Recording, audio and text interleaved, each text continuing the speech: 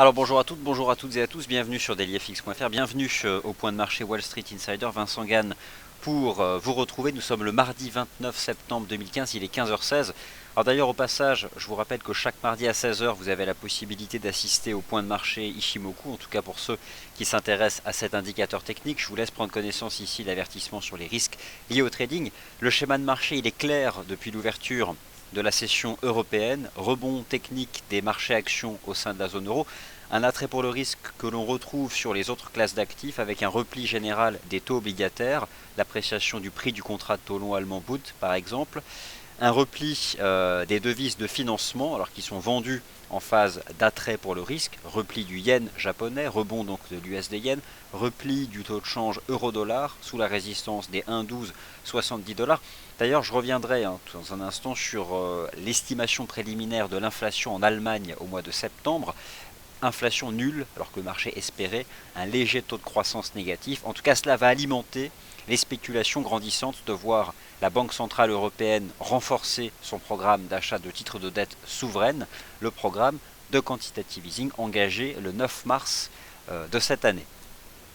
Alors au contraire, il y a eu ce matin un rebond technique des devises de matières premières, notamment le dollar australien, le dollar néo-zélandais, un rebond qui se tarit légèrement, le taux USD4 qui reste bien orienté, le GBP USD toujours sur le fil du rasoir et des marchés actions zone européen qui ont réalisé une belle matinée et qui cet après-midi temporisent dans des figures latérales. Je reviendrai notamment sur le DAX en intraday, c'est pas compliqué, il y a un fanion, en tout cas une petite figure de court terme, la volatilité s'écrase pour le moment, aucun positionnement vis-à-vis du dollar américain, le dollar américain est un facteur neutre sur le marché des changes depuis environ la fin de la semaine dernière.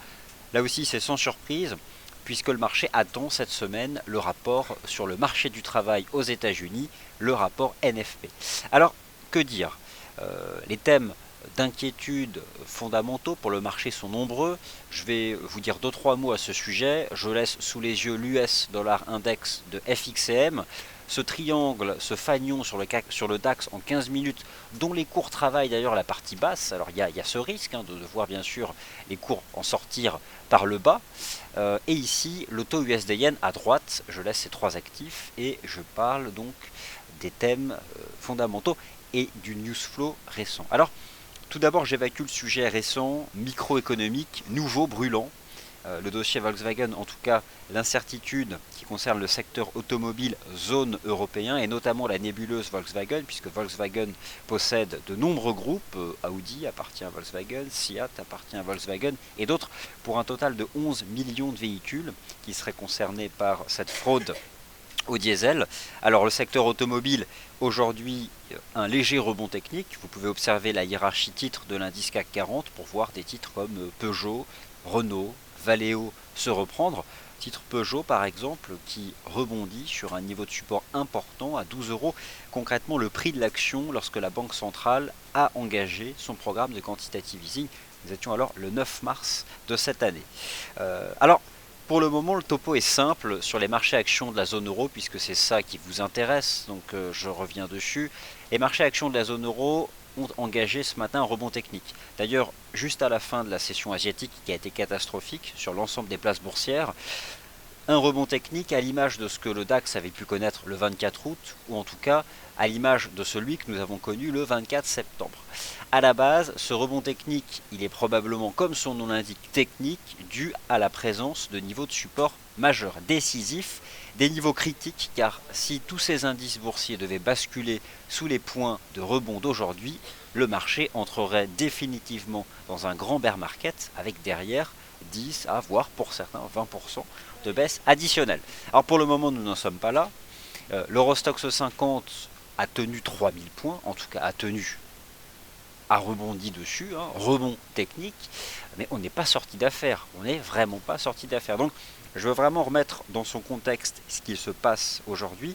C'est un rebond technique, peut-être des rachats de short sur l'ensemble des secteurs cycliques, notamment le secteur des matières premières à la Bourse de Paris et surtout le secteur automobile. On regardait ce matin avec l'équipe d'LIFX France quelques statistiques importantes. Sachez par exemple, comme le rappelait Sylvain, que le secteur automobile représente 16% de la capitalisation boursière à la bourse de Francfort par exemple, c'est bon à savoir. Je sais aussi que le secteur automobile génère à lui seul 26% des profits réalisés en Allemagne. Donc autant vous dire qu'il s'agit beaucoup plus d'un simple repli sectoriel, mais réellement d'un choc microéconomique qui rend incertain les mouvements sur les marchés actions.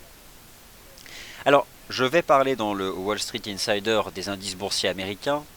Les indices boursiers américains qui ne subissent pas ce matin, en tout cas à l'ouverture, il est 9h20 à New York, un rebond technique aussi appuyé que sur les marchés actions de la zone euro. Alors Sylvain me dit de regarder le triangle du DAX, donc en effet le marché est en train de le malmener, potentiellement en sortir par le bas. Alors si c'est le cas, le marché peut revenir en direction des 9450 points. Moi je vais prendre un peu plus de hauteur et revenir sur des graphiques horaires et 4 heures, simplement pour vous montrer voilà ce que nous vivons aujourd'hui. C'est la tenue du niveau des 9340 points, tenue du niveau des 9340 points, à l'image d'ailleurs de ce qu'avait fait le DAX sur cette séance du 24 septembre. Alors maintenant en intraday, voici donc quelle est la configuration en effet du DAX. On peut voir ça sur la base des chandeliers 15 minutes. Alors probablement ce petit fanion ici qui se déploie, le marché évolue ici à l'intérieur. Il n'y a pas non plus une volatilité excessive. Je dirais que pour l'instant, nous sommes en train de construire un range dans 38% de la jambe de hausse qui a été réalisée ce matin durant la session européenne. Donc concrètement, voici comment j'envisage la situation sur ce marché. Probablement ce type de configuration sur le DAX, un range au-dessus donc des 9447 points. Voilà comment de cette façon-là. Donc je pense qu'on peut se replier en direction des 9447 points, donc une vingtaine de points ici donc sur l'indice boursier allemand. Donc nous sommes dans des ranges après les jambes de hausse impulsives de ce matin, depuis des niveaux de support importants ici sur les indices boursiers. Et lorsque j'étudie à court terme, donc en intraday, le CAC, le DAX et l'Eurostoxx 50, on a donc une pression légèrement baissière en intraday, avec un DAX qui donc brise ce niveau et je pense pouvant se replier en direction des 9447 points. Non, nous ce qui va nous intéresser cet après-midi, c'est la confiance du consommateur américain selon le Conference Board, avec un dollar américain fermement soutenu alors depuis la dernière réunion de la Réserve fédérale le 18 septembre et surtout depuis les déclarations de William Dudley, le président de la Réserve fédérale de New York, qui indique hier, et il est assez, je dirais, isolé parmi les 12 membres votants du FOMC, a appelé dès le 28 octobre prochain à un relèvement du taux d'intérêt des Fed Funds. Alors, ce que moi j'ai pu établir ce matin, c'est qu'il n'y a pas de positionnement lié au dollar américain sur le marché d'échange. Par contre, toutes les autres monnaies sont hyper directionnelles et elles impriment la dynamique de l'US Dollar Index de FXCM. Alors depuis ce matin, l'euro et le yen, devise de financement, sont fermement vendus. On peut rapprocher ça de l'attrait pour le risque, en tout cas de la reprise technique sur les principales places boursières zone européenne.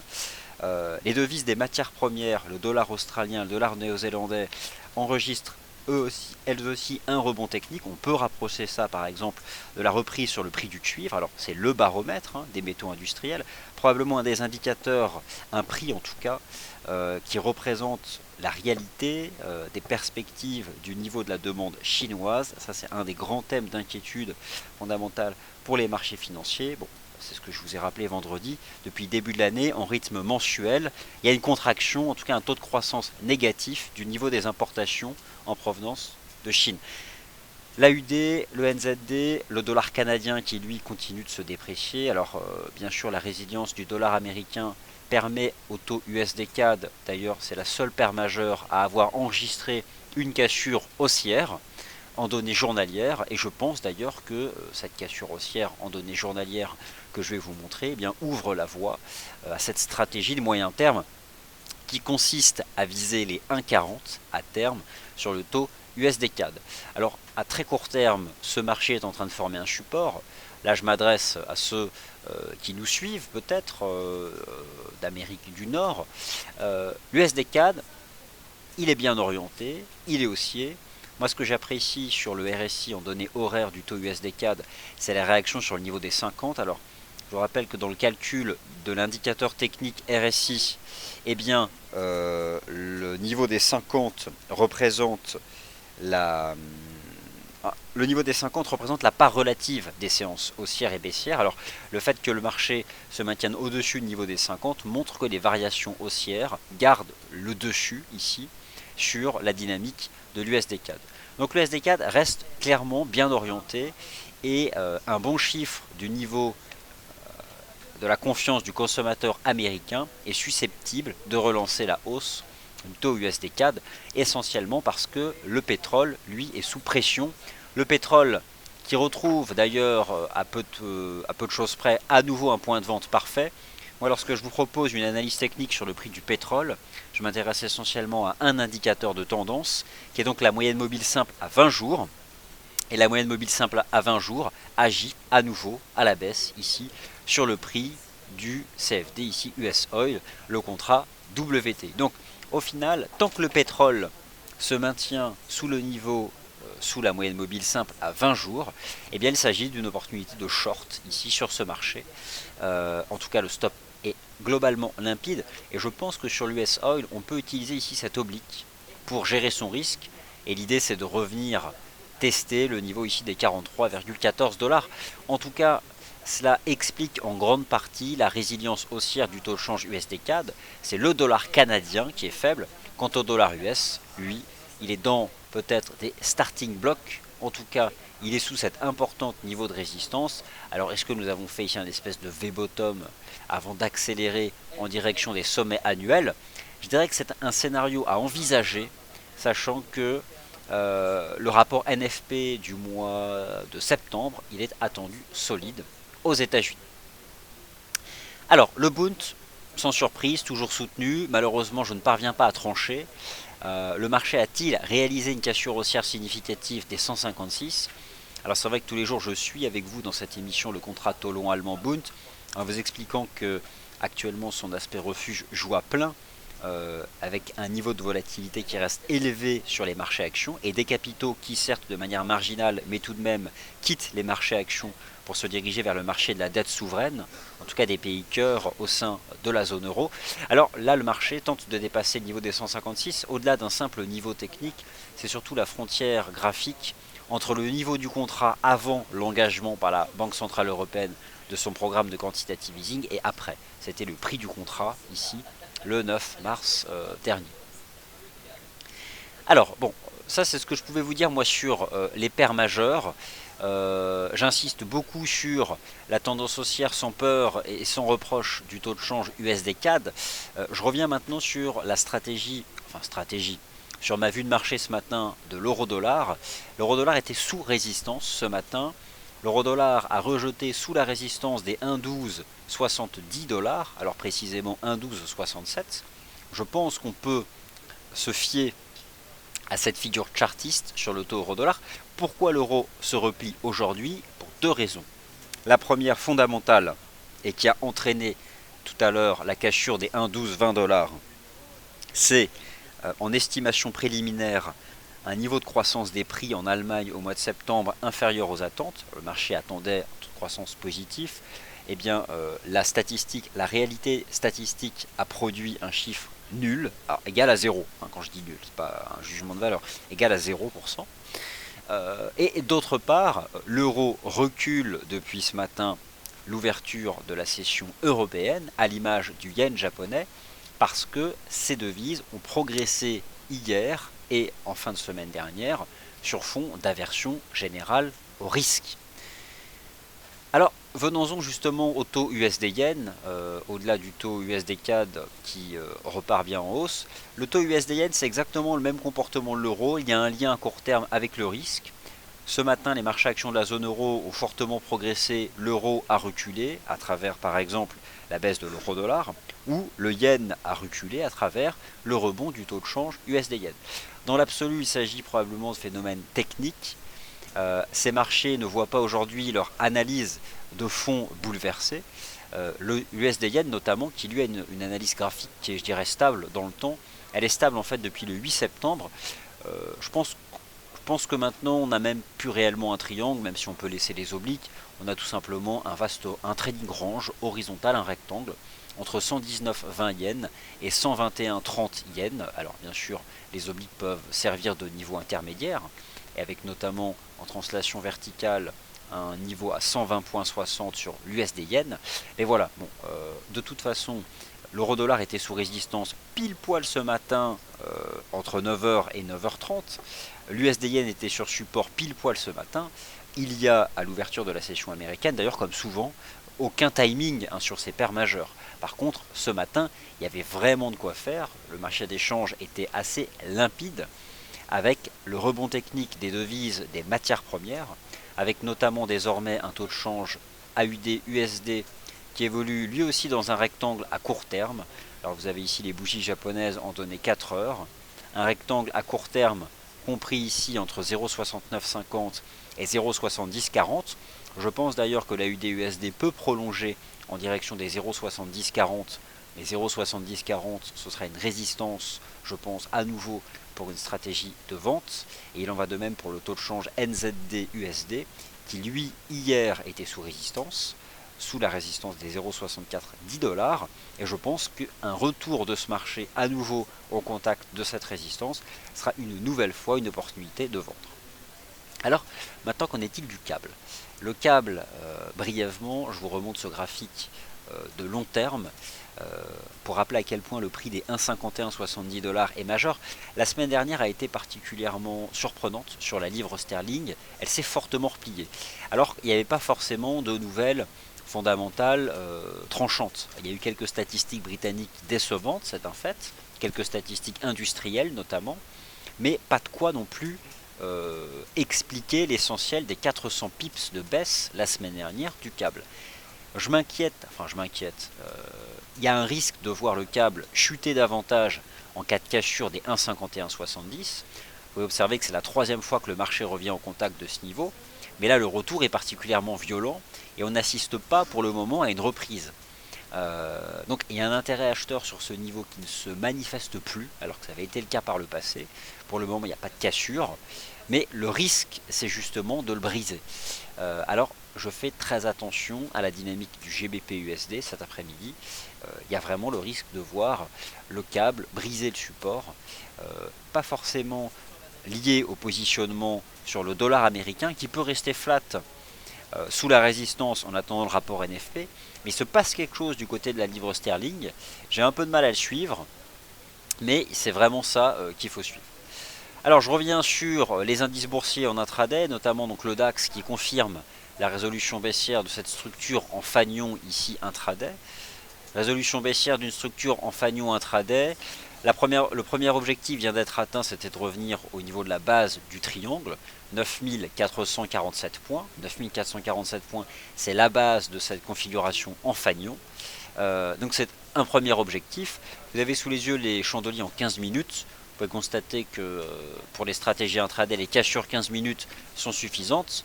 Vous avez eu par exemple ici une cassure 15 minutes du DAX.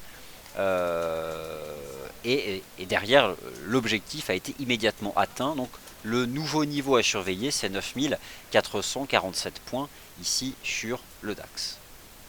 Alors qu'en est-il maintenant des marchés actions américains? Situation qui est un peu différente. Ces marchés étaient moins sous pression. Globalement, Wall Street tient plus le choc parce que le réflexe des gérants de fonds aux États-Unis avant de couper leurs actions américaines, c'est de couper leur positionnement en Europe, bon, notamment sur le secteur automobile européen. Wall Street est quand même mal engagé à court terme. Sur le SP500, je visais 1900 points, rappelez-vous hier dans le Wall Street Insider, objectif atteint et même largement dépassé. Désormais, le SP500 est sous sa première résistance à 1901 points. Alors, il y a un risque clair de voir le SP500 se replier désormais en direction à court terme des 1860 points. En tout cas, première résistance à 1901 points sur l'indice S&P 500. Concrètement, le SP500, ici, ça correspond au plus bas du mois d'août dernier. Les plus bas du mois d'août dernier sont les niveaux de prix sur lesquels ce matin l'Eurostoxx 50, le DAX, pas le CAC, mais l'Eurostoxx 50 et le DAX ont rebondi. Alors, l'US 30 est revenu comme anticipé dans ses colonnes au contact du support à 15 977 points. Il tente de se stabiliser. Il est 9h36 sur la côte est des États-Unis. Ça fait 6 minutes maintenant que les marchés spot sont ouverts. Il n'y a pas une volatilité énorme. Je note que le niveau des 15 977 points pour l'instant stabilise l'indice Dow Jones. Donc voilà, c'est un niveau de support. Si on le casse en intraday, on baissera plus bas. Tant qu'on est au-dessus, eh bien, ce marché peut se stabiliser sur les 15 977 points.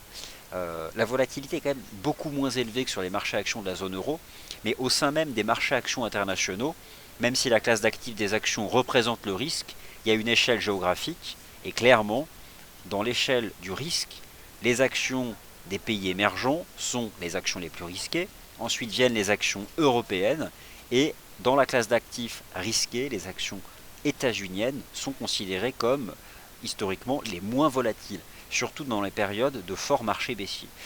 Généralement, vous allez voir le DAX faire moins 40, le SP il aura fait moins 15 par exemple. Alors je sais pas les chiffres exacts, mais concrètement c'est comme ça que se passent les choses. Et c'est pour ça que les bear markets en Europe, ils sont beaucoup plus violents que sur les marchés actions US. Voilà. Donc il y a un écart de volatilité intraday qu'on peut percevoir aujourd'hui même. Alors, quel indice j'ai oublié? Le Nasdaq 100, chers auditeurs. Le Nasdaq 100. Et le Nasdaq 100, c'est à peu de choses près la même lecture que sur le SP500 et le Dow. Le Nasdaq 100 a cassé des supports.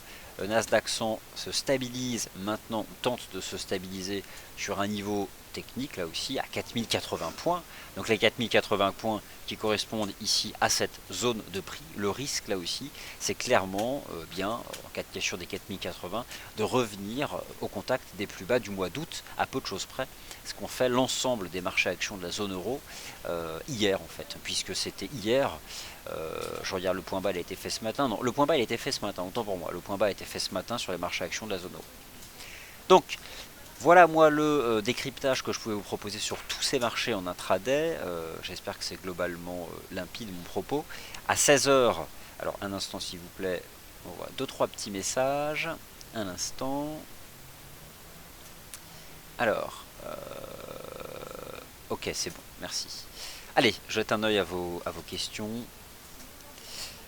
Alors, bonjour Vincent, bonjour Tarzan, bonjour Teddy. Qu'en est-il de l'AUD NZD? Ok, alors l'AUD NZD, je vais aller chercher tout de suite, je vais vous dire ce que j'en pense de l'AUD NZD. Alors, qu'est-ce que je peux penser de l'AUD NZD, chers auditeurs? Eh bien, ma foi, des choses intéressantes tout de même. C'est un vieux graphique que j'ai. Parce que vous imaginez bien que le taux de change AUD-NZD, lorsqu'on essaie de couvrir à la fois le marché actions, le marché de la dette, le marché des devises et le marché des matières premières, il y a des taux de change mineurs que l'on ne regarde pas tous les jours. Cependant, la dernière fois que j'avais étudié la UDNZD, voilà le niveau que j'avais laissé sur mon graphique. Eh bien, il est toujours valable. C'est donc les 1,0912 support. 1,0912 support. Globalement, le marché réserve le même traitement au dollar australien et au dollar néo-zélandais. La meilleure façon de constater que deux devises ont le même traitement sur le marché d'échange, eh bien, c'est de... alors, à la base, l'AUD et le NZD n'ont pas de cotation propre l'un par rapport à l'autre. C'est une paire croisée. Le dollar australien cote passe au dollar américain. Le dollar néo-zélandais cote face au dollar américain. Vous faites la fraction AUD-USD, NZD-USD et vous obtenez AUD-NZD. Ça, c'est juste des maths. Et donc, c'est un range. C'est comme l'euro-yen à court terme, c'est un range parce que le marché a réservé le même traitement sur le marché à l'euro en tant qu'indice de devise et au yen japonais en tant qu'indice de devise. Alors, l'AUD-NZD, c'est justement l'avantage de ces phases de range, c'est que sur un graphique en range horizontal, il y a simplement deux niveaux à mettre, le support et la résistance. C'est la définition d'un rectangle. Support 1,0912, résistance 1,1428. Et donc, je pense que si votre question est peut-on envisager une stratégie d'achat sur 1,0912 dollars néo-zélandais, ma réponse est oui, jusqu'à preuve du contraire, jusqu'à une cassure avérée du roche. Pour l'instant, n'est pas le cas. Alors Victor, à quand les analyses sur les actions? Eh bien écoutez, à quand? Eh bien c'est en octobre. Voilà, je vais vous donner le mois, c'est en octobre. Alors, plutôt à la fin du mois, je pense. Euh, mais ce sera en octobre que ça va commencer, et mieux que ça, il y aura des analyses et il y aura des lives. C'est-à-dire que là, la plateforme que vous avez sous les yeux, la plateforme MarketScope, la plateforme graphique de la Trading Station de FXCM, et dessus on va charger les stocks. Il y aura les single stocks allemandes, françaises, internationales.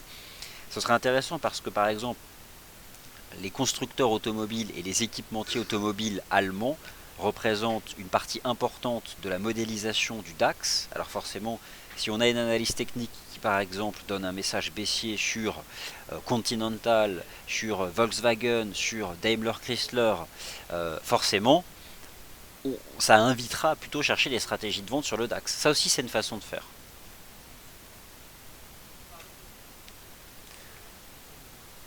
Alors, que pensez-vous? Pensez-vous que le GBP USD peut s'enfoncer? Alors, le DAX, Sylvain me remonte le DAX. Donc en effet, bah, écoutez, le DAX est sorti par le bas de son fanion, hein, donc le DAX, on voit qu'il y a un niveau de volatilité qui reste très élevé. Le marché est sorti par le bas du triangle. Le marché a cassé le support à 9447 points. Prochain objectif, 9390. 9370 ici sur le DAX. Bah écoutez, hein, c'est l'analyse technique là qui donne un message sans appel. Une jambe de hausse ce matin, un fanion, on en sort par le bas. C'est une figure neutre, hein, par définition, le fanion. Il suffit d'attendre que le marché donne le signal. Et le signal, vous l'avez eu tout à l'heure. Hein. Vous l'avez eu précisément à 15h15, à la cassure 15 minutes de 15h15. Le signal de sortie par le bas du fanion, et depuis donc eh bien, les effets baissiers, la résolution baissière d'une figure chartiste. Alors, pensez-vous que le GBP USD peut s'enfoncer, nous demande Joey. C'est pas évident parce que le GBP USD, je sens qu'il est vraiment sur le niveau critique. Le jour où, si jamais le GBP USD doit casser son support, ça fera comme le DAX maintenant. Je vous montre le DAX en 15 minutes. Le jour où ça casse sur le GBP USD, ça fera comme le DAX. Pourquoi? Parce qu'il y aura plein de stops. Plein de stops qui vont sauter. On peut imaginer que dans le fanion là, qui existait sur le DAX depuis 11 heures ce matin, il y avait des ordres de part et d'autre de la figure. Il y avait des personnes qui avaient probablement mis des ordres de short sous le triangle. Et ben ils ont tous été pris par le marché lorsque le marché est sorti par le bas du fanion. On peut aussi imaginer ceux qui étaient longs et qui avaient mis des stops sous le fanion et qui ont été exécutés. Donc là des stops. Mais lorsqu'un ordre stop est exécuté, ça devient un ordre de vente au marché. Comme ça que ça se passe, les ordres de trading. Donc pour le GBP USD, vu que ça fait 6 mois que le support tient, imaginez la quantité de stops qu'il y a sous le support. Alors mieux vaut pour lui de ne pas céder.